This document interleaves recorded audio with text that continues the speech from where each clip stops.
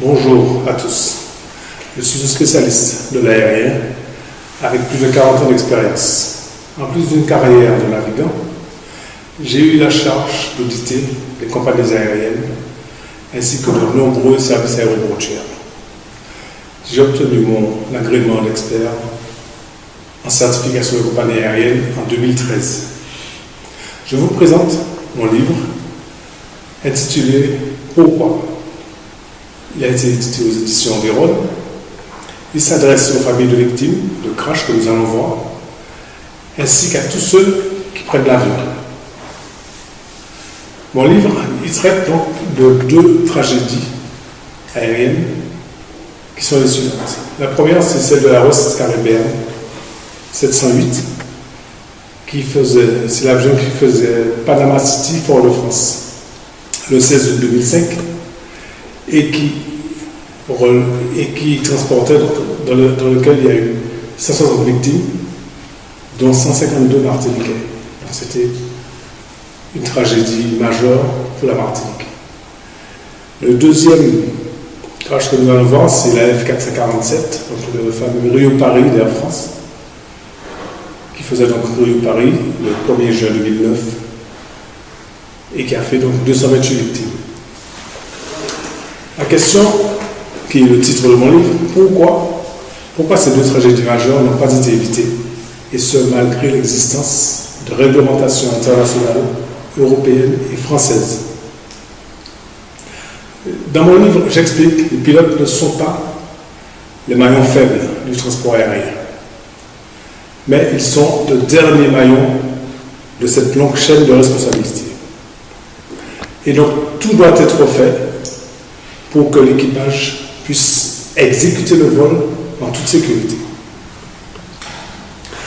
Or, il semblerait que dans l'un ou les deux crashs, les pilotes seraient pressentis responsables donc de deux tragédies. Alors bien sûr, je ne conteste pas une décision de justice, mais je dis de faire attention parce que des erreurs de justice, ça existe. On l'a vu dans le passé. Au niveau de la chaîne de responsabilité, il y a de très nombreux degrés. Le premier degré, tout le monde a entendu parler du Boeing 737 MAX, la tragédie récente, qui a été clouée au sol. Donc, les autorités de certification s'en sont emparées de ce qui s'est passé. Donc le plus haut degré d'autorité, c'est les autorités de certification. Ensuite viennent l'autorité de contrôle et de surveillance continue d'une compagnie aérienne, celle qui délivre donc les autorisations, les licences, etc. Nous allons retrouver, bien sûr, l'autorité d'enquête et d'analyse en cas de crash et d'accident grave. Il y a aussi une autorité qui est chargée du maintien de l'aptitude en vol des avions. Donc c'est la partie maintenance, la partie technique, c'est le maintien de l'aptitude en vol de l'avion. Ensuite, bien sûr, vous avez le constructeur, donc soit Boeing, soit Airbus. Vous avez les fabricants de pièces. Vous aurez bien sûr la compagnie aérienne, son personnel, ses sous-traitants, l'aéroport, son personnel, ses sous-traitants, et en dernier, donc le dernier maillon de la chaîne, vous avez l'équipage. L'équipage, vous avez le personnel navigant commercial qui est chargé de l'embarquement des passagers, de les installer et de veiller à ce que la sécurité qui soit embarquée est installée en toute sécurité. Et l'équipage technique, donc le commandant de bord et son copilote, chargé donc du déroulement du vol. Donc le pilote, l'équipage technique, est bien le dernier maillon de cette chaîne de responsabilité. Le passager doit pouvoir prendre l'avion en toute confiance. Car en lâchant un billet d'avion, il paie pour sa sécurité. Il paie pour la sécurité de sa famille. Et donc, les autorités doivent être irréprochables sur la certification des avions, les contrôles à effectuer et la surveillance continue des compagnies aériennes. Gardons en mémoire toujours les récentes tragédies concernant le 737 MAX, qui sont jusqu'à ce jour cloué au sol. Alors, quels sont les différents types d'obligations qu'ont les autorités? Il y a des obligations réglementaires et les obligations contractuelles. Les obligations réglementaires, elles sont définies par les textes de l'OACI, l'Organisation de l'Aviation Civile Internationale, de l'Union européenne et bien sûr les textes français du Code de l'aviation civile. Ces textes, toute cette réglementation qui est hiérarchisée, elle fixe les exigences et les objectifs à atteindre par les autorités. Donc là, on est dans la partie réglementation, obligations réglementaires. Ce sont des textes qui sont bien définis. Les obligations contractuelles. Pourquoi contractuelles? Parce que nous allons parler de taxes et de redevances. Qu'est-ce qu'une taxe et une redevance? C'est un prélèvement obligatoire qui est fait lorsque vous payez votre billet d'avion. Il y a un prélèvement obligatoire qui est fait par l'État, mais en échange de services rendus sur la sécurité, sur la sûreté et bien sûr sur la navigation aérienne. La sécurité donc du vol, la sûreté c'est éviter les actes illicites. Personne n'a oublié le 11 septembre, c'était des actes illicites, malveillants envers l'aviation. Et la partie navigation aérienne, c'est tout ce qui est contrôle aérien. Par rapport à ça, à ces taxes et ces redevances, une compagnie aérienne reverse environ 15 taxes et redevances par mois ou par an, qui sont liées à sa flotte, à la taille de sa flotte, et aussi au nombre de passagers transportés. Donc ça peut être beaucoup plus important si c'est une grosse compagnie, comme notre compagnie nationale, ou une petite compagnie charter. Mais ces taxes et redevances, elles constituent principalement le budget de la DGAC. Alors ce budget représente environ plus de 2 milliards d'euros par an. Il permet d'assurer les dépenses de personnel, les salaires, les retraites, etc. Les dépenses de fonctionnement, les missions de contrôle, le matériel, les dépenses de formation, tout le monde a entendu parler ou connaît l'ENAC, l'École nationale de l'aviation civile, c'est financé par ces taxes et redevances, et aussi les dépenses d'investissement. Alors, je ne vais pas rentrer dans le détail des 15 taxes et redevances, je vais en prendre 3, qui, à mes yeux, sont les principales, surtout pour les deux sujets que nous allons traiter. La première, c'est la taxe d'aviation civile. C'est une taxe qui a été créée en 1999. Elle est prélevée sur chaque billet d'avion. Et surtout, elle est payée par chaque passager, quelle que soit la nationalité de la compagnie qui l'emprunte. C'est-à-dire qu'à partir du moment où la compagnie vient en France, ou en France métropolitaine ou en France d'outre-mer, prendre des passagers, vous payez une taxe d'aviation civile depuis 1999. Donc ça, c'est important lorsque nous allons aborder la tragédie de la Ouest. Cela veut dire que si depuis 1999, cette taxe existe, elle permettait de financer les missions sur la sécurité, donc les contrôles des compagnies, etc., que les compagnies soient étrangères ou françaises. Donc tous nos compatriotes de la Martinique qui ont emprunté la Ouest pour aller au Panama ont payé cette taxe d'aviation civile. Et donc, en échange, l'autorité devait effectuer donc, des contrôles de sécurité. Alors c'est là où je pose des questions. Pourquoi? Quels contrôles ont été faits? Y a-t-il eu des contacts avec la DGAC colombienne? Y a-t-il eu des audits? Y a-t-il eu des contacts avec l'OACI? Puisqu'on peut très bien aussi contacter l'OACI par rapport à une compagnie étrangère. Donc ce sont des questions que je pose. Je ne culpabilise personne, je pose des questions. Ensuite, nous allons aborder la redevance de transporteur aérien. Cette redevance de transporteur aérien, elle finance le contrôle et la surveillance continue des compagnies aériennes.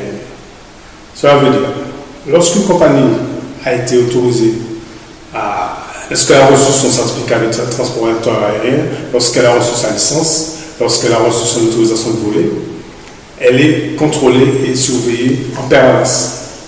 Donc, les avions, le personnel, etc. Mais pour ce faire, vous payez, la compagnie aérienne doit payer la redevance de transporteur aérien. Ça paye ça finance la surveillance pour la certification de la compagnie. Sans certification de la compagnie, elle n'a pas la garantie donc, d'exploitation, la garantie technique d'exploitation. C'est ce que s'appelle le CTA. Sans CTA, une compagnie ne peut pas voler.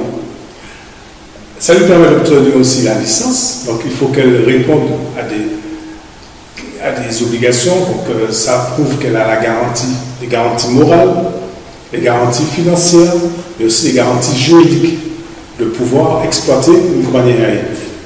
Et en dernier lieu, il y a l'autorisation qui lui permet de faire soit du vol régulier, soit du vol charter, du vol passager ou du vol fret. Ça, c'est l'autorisation. A priori, ce serait cette autorisation-là que la Ouest aurait obtenue en Martinique. En dernier lieu, nous allons voir la redevance de maintien de l'aptitude en vol. Alors, tous les contrôles sur l'entretien, la maintenance programmée, le suivi des équipements, le nombre de cycles des avions, c'est payé par une redevance qui s'appelle la redevance de maintien de l'aptitude en vol. Donc, on s'aperçoit très bien qu'il y a une vraie économie basée sur la surveillance des compagnies aériennes et donc que la chaîne de responsabilité est longue, comme je le disais au début de l'interview. Maintenant, nous allons passer à la Ouest, à la tragédie de la Ouest caribéenne.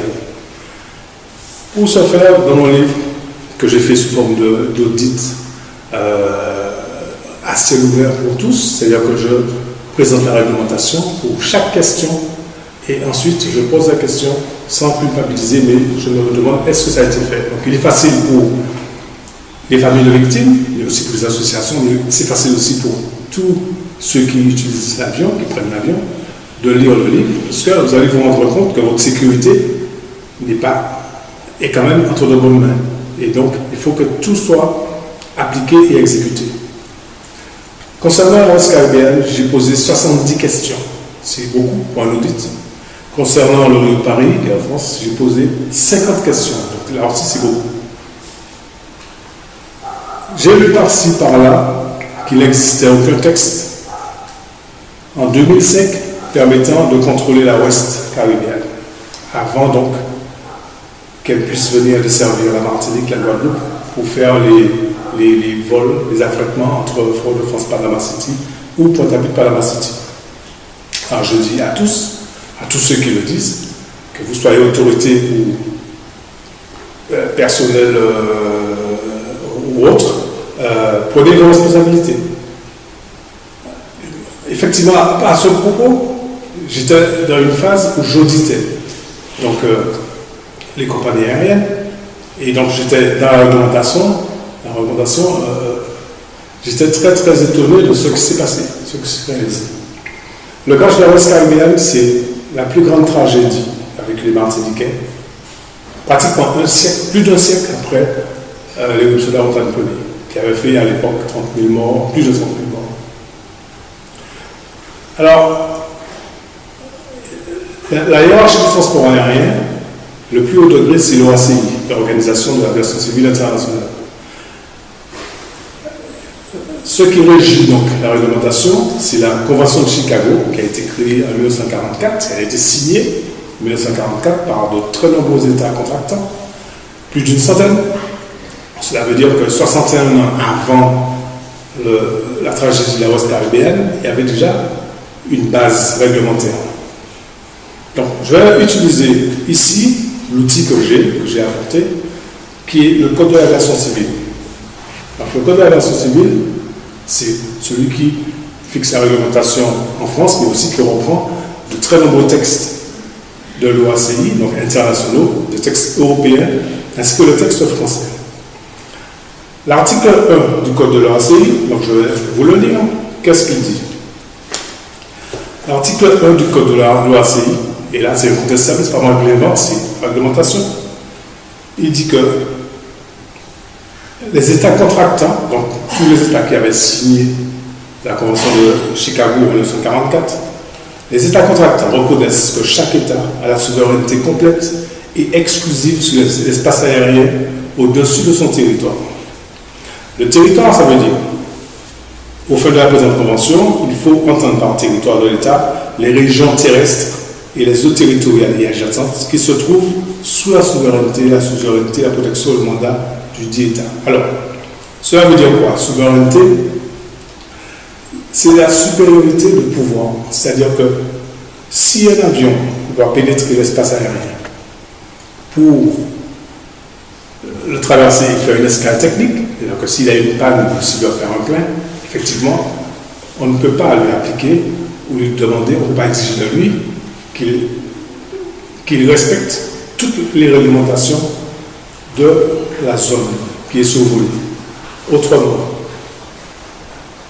par contre, si une compagnie pénètre l'espace aérien, doit se poser sur votre territoire, vous avez donc la souveraineté complète et exclusive et vous devez demander à cette compagnie aérienne, donc à cet opérateur, qu'il respecte votre réglementation. En ce qui nous concerne, la France et en Martinique, pour la Ouest Caribéenne devait respecter donc la réglementation européenne, la réglementation française, et bien sûr celle de l'OACI.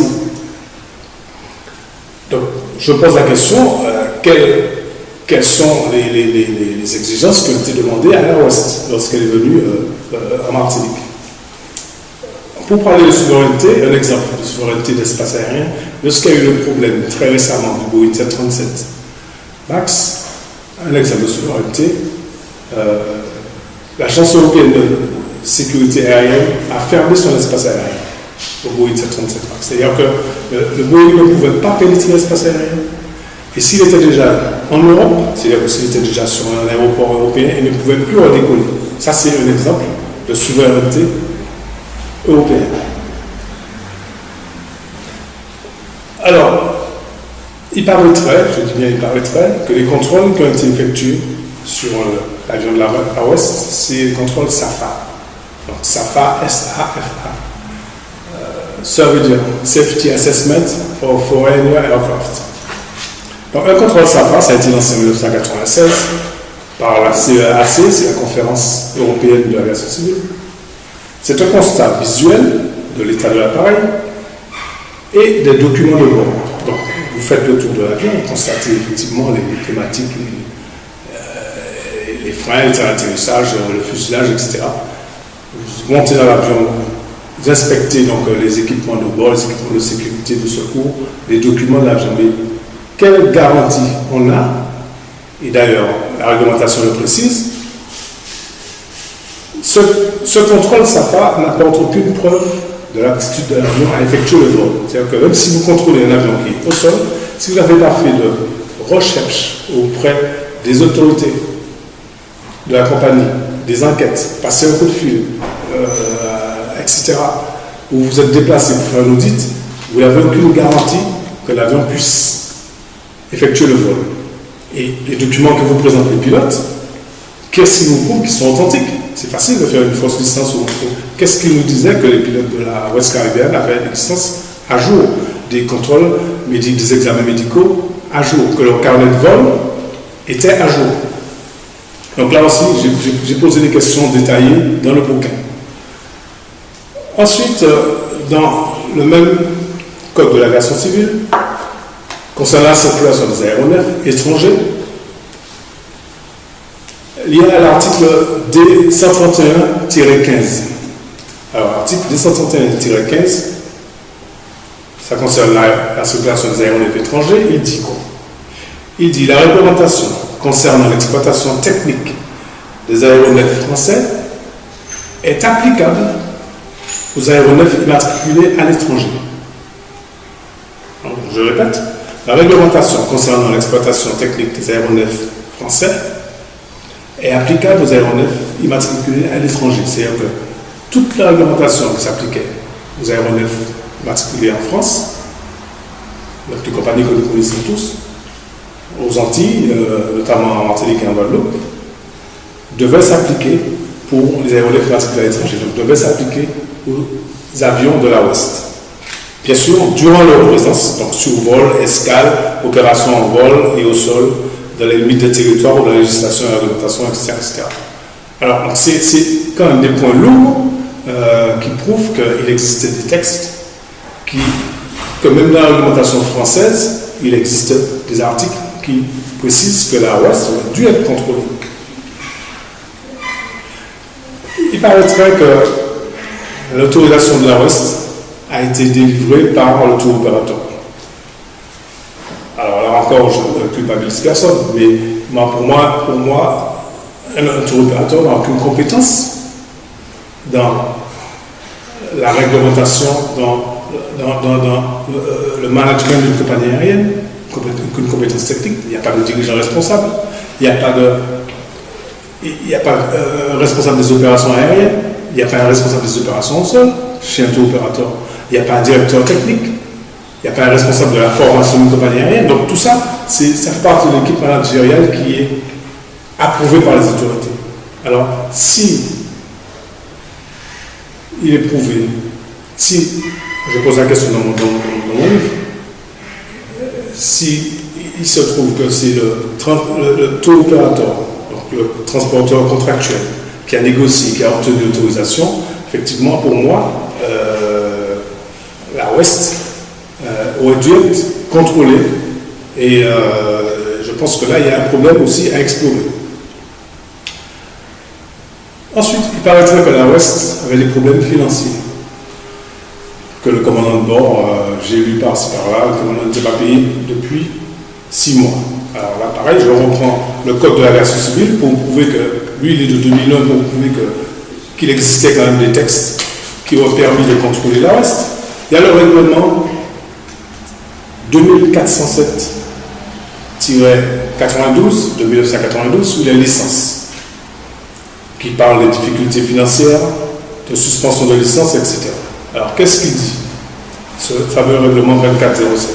Le règlement 2407, il dit, l'article 5, les autorités qui délivrent les licences peuvent, à tout moment et en tout cas, lorsqu'il apparaît clairement qu'un transporteur aérien auquel elles ont délivré une licence a des problèmes financiers, procéder à une évaluation de ses résultats financiers et elles peuvent suspendre ou retirer la licence si elles n'ont pas la certitude que le transporteur aérien est à même de faire face à ses obligations, etc. C'est-à-dire que dans ce fameux règlement européen qui existait déjà depuis 1992, étant donné que on devait appliquer la réglementation européenne et française pour contrôler la West, on aurait dû vérifier effectivement et appliquer ce fameux article 5, puisque l'autorité a les moyens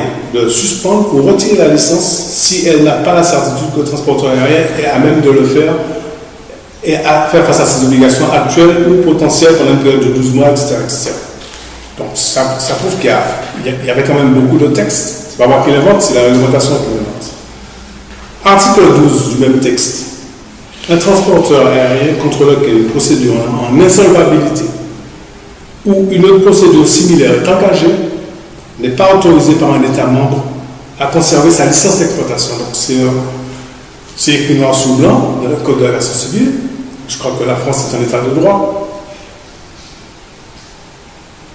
Un transporteur aérien contre lequel une procédure en insolvabilité ou une autre procédure similaire est engagée n'est pas autorisé par un État membre à conserver sa licence d'exploitation. Donc ça me pose beaucoup de questions là encore. Si l'organisme compétent de cet État, etc. Donc, rien que pour la West, j'ai abordé seulement à peine 4 points, 4 ou 5 points, alors que j'en ai 70 dans mon livre. Je trouve que ça mérite d'être exploré. Et donc, attention, je dis de faire attention aux décisions de justice. Nous allons aborder le Rio-Paris, donc la F447. Il s'agit quand même de la compagnie nationale, puisque l'État est toujours actionnaire. Je rappelle que Air France, puisqu'il s'agit d'Air France, c'est le plus gros contributeur en termes de taxes et de redevances auprès de l'autorité. Ça veut dire que tous les contrôles qui doivent être faits par rapport à la compagnie nationale devraient être irréprochables. Que s'est-il passé dans ce vol? Il y a eu un blocage simultané à cause du givrage des 300 pitot de même type, là je précise, de même type, le type A, je ne cite pas le nom de la marque, je cite le type, Donc de même type AA, sans alarme préventive. C'est-à-dire que l'équipage volait, il s'est retrouvé dans une situation inhabituelle, il n'y a pas eu d'alarme préventive, avec 3 sondes de même type. Pourquoi j'insiste sur ce fait? Puisqu'il y a eu des pannes similaires depuis 1 an. Depuis 1 an, c'est-à-dire depuis 2008, alors que la tragédie a eu lieu en 2009, depuis 2008, plusieurs équipages, donc sur 9 vols de la compagnie, des commandants de bord faisaient des rapports, donc des rapports de type ASR. Il y a eu 9 rapports de type ASR. ASR, ça veut dire Air Safety Report. Ça veut dire que c'est un rapport qui est effectué par le commandant de bord suite à un incident grave qui touche à la sécurité du vol. Ce n'est pas bien sûr un rapport comme ça. C'est un ASR, c'est un rapport que vous faites, mais qui a des délais d'acheminement, des délais de transmission. L'ASR va être transmis dans les 72 heures. Ça, c'est la réglementation qui l'impose, c'est pas moi. C'est dans le livre aussi. Dans les 72 heures, la réglementation, le rapport ASR doit être transmis à l'autorité, à toutes les autorités, mais aussi aux constructeurs et aux fabricants de la pièce. Ça veut dire que tout le monde, dans les 72 heures, dans les 3 jours, est informé depuis 2008 qu'il y avait des problèmes de sonde. Alors, la question que je me pose, quelles décisions ont été prises alors qu'il existait 2 autres types de sondes? Bien entendu, donc je reviens au moment de la tragédie, c'est les sondes A qui étaient montées sur l'avion, mais il existait une sonde BA qui était plus récente, puisqu'elle a été certifiée en 2007, et il existait une sonde Goodrich, une sonde américaine, qui était encore beaucoup plus ancienne. Elle avait été certifiée, il me semble, en 96, depuis 96. Alors pourquoi on n'a pas levé le doute et dire, à partir du moment où il y a eu les premiers vols avec des pannes, des ASR, avec des checklists, il me semble qu'il y a des checklists d'urgence qui ont été effectuées par les équipages, pourquoi ne pas avoir levé le doute et faire installer dès ce moment, dès 2008, au moins une sonde Goodrich par avion et une sonde BA? Et pourquoi avoir laissé les 3 sondes de type A? Donc ça me préoccupe. Pourquoi il n'y a pas eu le conseil de navigabilité de la part de l'Agence européenne de sécurité aérienne? Les textes prévoient que lorsqu'il y a un équipement effectivement qui pose un problème sur la sécurité du vol et que ça peut se reproduire sur un autre avion, une consigne de navigabilité, donc c'est un document qui peut clouer au sol les avions et imposer donc un remplacement des sondes. Pareil, la GAC aussi aurait dû faire une consigne de navigabilité. Je pose la question, pourquoi il n'y a pas eu une consigne de navigabilité venant de GAC? Alors, il y a eu des incidents graves en vol concernant la sécurité. Donc, là, je vais reprendre mon cours de l'aviation civile parce que comme tout est écrit dedans, il me semble que lorsqu'il y a eu des pannes de sondes, plutôt en vol, et entraîné des ASR, mais aussi des checklists d'urgence, il paraît que les équipages ont dû faire des checklists d'urgence ou bien prendre des décisions, et ils ont bien précisé que ça entraînait, ça pénalisait l'équipage parce qu'il y avait des pannes multiples. Le Code de l'aviation civile, il dit, l'article 4, il précise, les obligations d'enquête.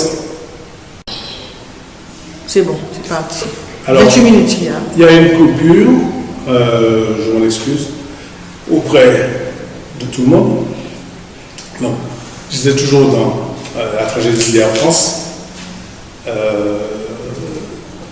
on parlait des sondes Pitot, qui étaient de type AA, et donc je disais pourquoi effectivement il n'y avait pas eu une consigne de navigabilité qui imposait qu'il y ait au moins une sonde ou 2 sondes Goodrich et une sonde BA montée sur chaque avion de type A330 et A340.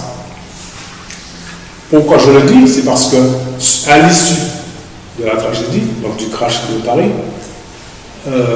une consigne de navigabilité a été établie. Donc elle a été envoyée à toutes les compagnies aériennes, à tous les exploitants d'Airbus A330 et A340 pour exiger qu'ils installent les sondes Goodrich et les sondes BA. Alors, la question qui est dans le livre. Pourquoi ça n'a pas été fait avant? Puisque la réglementation internationale, européenne et française impose cela. Voilà. Donc, ce sont des questions. Ensuite, les avions étaient-ils toujours aptes au vol? À partir du moment où vous savez que vous avez des vols long courriers à des altitudes très élevées, vous allez traverser des barrières de nuages, des bus, etc., dans toutes les zones de la planète. Pour traverser des zones où il y a des conditions givrantes, vos appareils, sachant qu'ils ont un problème récurrent, moi je pose la question, étaient-ils toujours aptes à traverser, donc à effectuer des vols en conditions givrantes? Voilà, c'est des questions que je pose. J'en reviens à l'équipage. L'équipage, il a 60 ans d'expérience cumulée. C'est-à-dire qu'ils étaient 3 à bord, le commandant de bord étant en repos au début je dirais au début du problème. Il était en repos, mais après il a regagné le poste de conduite. 60 ans d'expérience cumulée et plus de 20 000 heures de vol, pareil, d'expérience cumulée. Le commandant de bord, c'est quelqu'un qui avait plus de 20 qualifications de type. Ça veut dire quoi? Qualification de type, c'est qu'il avait été qualifié sur 20 types d'avions différents. Une qualification sur un avion, chaque qualification sur un avion, pour que vous puissiez le piloter seul, il faut que vous l'ayez bien en main, que ce soit l'avion léger ou l'avion lourd, et que pour être qualifié, il faut que, souvent pour les avions un peu plus légers, on vous amène jusqu'au décrochage. Donc on vous apprend à l'amener au décrochage, on vous apprend à le faire décrocher et surtout à rattraper le décrochage. Ça, vous savez le faire. Ensuite, il a été instructeur pilote privé. Instructeur pilote privé, c'est-à-dire que vous prenez en main des personnes ab initio, donc des gens qui ne connaissent rien en aéronautique, qui n'ont jamais touché à un manche, et vous leur apprenez, vous les enseignez le pilotage jusqu'au pilote privé. Ça veut dire qu'un futur pilote privé, il doit savoir approcher le décrochage, il doit savoir mettre l'avion en décrochage, et il doit savoir sortir du décrochage. Mais l'instructeur, lui, bien sûr, il enseigne cela. Donc, il maîtrise totalement le décrochage. L'approche du décrochage et la situation de l'avion en décrochage, il la maîtrise. Ensuite, il a été instructeur de pilote professionnel. Donc là, c'est la même chose, mais c'est avec des pilotes plus expérimentés qui veulent devenir professionnels dans l'objectif de faire peut-être une carrière en pilote de ligne, etc. en compagnie. Donc quand vous êtes IPP, instructeur de pilote professionnel, vous enseignez les règlements d'un pilote professionnel sur des avions plus puissants, plus lourds, et donc il y a la même chose, vous enseignez le décrochage, l'approche du décrochage, le décrochage réel et la récupération du décrochage. Pourquoi j'insiste sur le décrochage? C'est parce que l'avion a décroché au départ, et donc il paraîtrait que l'équipage, pour l'instant, serait responsable de ne pas avoir récupéré cet avion. Mais le commandant de bord, il n'était pas au commande. Or, celui qui était aux commandes, c'était l'officier place gauche, quelqu'un qui le remplaçait. L'officier place gauche, qui avait quand même plus de 6 000 heures de vol. Je pense que sur d'autres compagnies, il y a des compagnies où il aurait pu être déjà commandant de bord. C'est quelqu'un qui a fait sa formation de pilote à l'ENAC, l'École nationale de l'aviation civile. Donc il a fait toute sa formation de pilote professionnelle, etc. Est-ce qu'on peut reprocher à l'ENAC de l'avoir mal formé? Est-ce qu'on peut mettre en doute la formation de l'ENAC? Ce monsieur a été formé à l'ENAC. Donc je pose la question, il sait quand même reconnaître un avion qui décroche. Ensuite, il n'a pas été embauché tout de suite à la compagnie nationale. En attendant d'être embauché, je crois qu'il a passé le concours et il a été, puisqu'il y a les aléas du transport aérien, en attendant d'être embauché, il a été INAC, c'est-à-dire ingénieur de la navigation aérienne. Donc, quand vous êtes INAC, c'est-à-dire contrôleur aérien, donc il était aiguilleur du ciel, il maîtrise les deux côtés en fait, de ce métier. C'est la phase où vous êtes dans le cockpit, où vous parlez au contrôleur, mais la phase aussi du contrôleur qui est face à un équipage en difficulté. Or, si on écoute les enregistrements, quand on les décortique, il semblerait, je dis bien il semblerait, qu'il n'y ait pas eu d'appel de détresse de type Médé, pan. Alors, moi, je me pose la question, un pilote qui a été formé à la DGAC, à l'ENAC, déjà, bon, c'est une sélection qui est très rude, donc il y avait un très bon niveau, qui, en attendant d'être embauché, a fait ingénieur de la navigation aérienne. Donc il maîtrise, il sait très bien que lorsqu'un équipage est en difficulté, il faut informer le contrôle aérien. Or, il me semble que ça n'a pas été fait. Donc là aussi je me pose la question, est-ce que l'équipage a vraiment compris que l'avion avait décroché? Avait-il tous les éléments instrumentaux qui permettaient de voir qu'il était dans une phase de décrochage pour éventuellement se mettre en position de sortir du décrochage? C'est la raison pour laquelle, en plus, ce sont plutôt, ils alimentent 6 systèmes. Donc, c'est quand même un élément qui est majeur sur un avion de ligne. C'est la raison pour laquelle je vais terminer sur cette phrase. Alors que le 737, Boeing 737 MAX est toujours cloué au sol, et d'après la presse, après tout ce qu'on lit, il y a eu un problème de certification. Là, c'est pareil, je n'accuse personne. Je lance cet appel qui est universel au président Macron, qui lui est responsable de toute l'administration des autorités de l'aviation civile, mais aussi à l'ONU, parce que l'ONU a perdu, il me semble, 22 collaborateurs dans le dernier crash de Japan Airlines. Donc 22 collaborateurs. Et l'ONU, c'est de l'ONU que dépend l'OACI, donc l'Organisation de l'aviation civile internationale. Donc en fait, tout le monde est lié, tout est lié. Donc je lance un appel pour ces autorités, donc au président, à l'Union européenne et à l'ONU, pour réformer. Je pense que le moment est venu de réformer les processus de certification, les processus de contrôle et de surveillance continue des compagnies aériennes, les processus d'enquête et d'analyse pour la sécurité du transport aérien, et aussi les processus de maintien de l'attitude en vol des avions. Donc, le moment est venu, je pense, de remettre à plat ou d'appliquer tout ce qu'il y a dans les textes.